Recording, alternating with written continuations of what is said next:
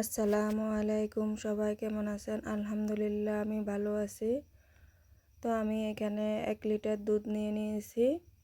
আমি এখানে রান্না করব কুলসুম সেমাই।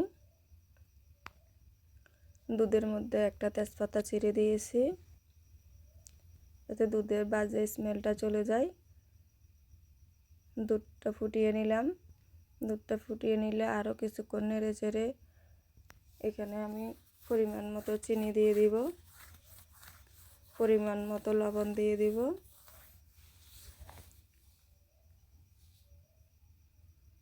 চিনি এবং লবণ দিয়ে ভালো করে নেড়ে চেড়ে এখানে নারকেল কোরানোটা দিয়ে দিব।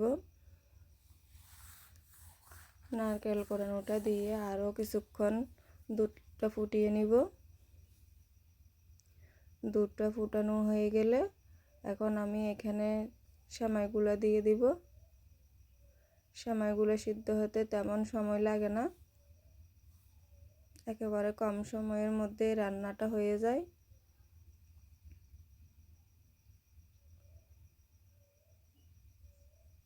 এখন আমার রান্নাটা হয়ে এসেছে। এখন আমি একটা বোলের মধ্যে ঢেলে নিব।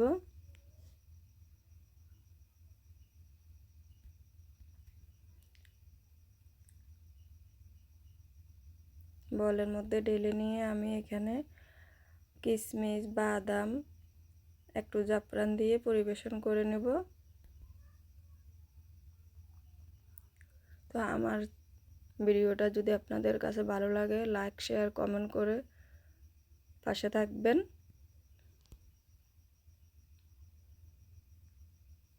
দেখেন কত সুন্দর হয়েছে, লোভনীয় হয়েছে।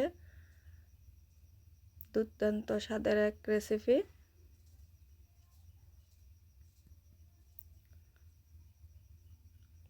সবাই ভালো থাকবেন। আসসালামু আলাইকুম।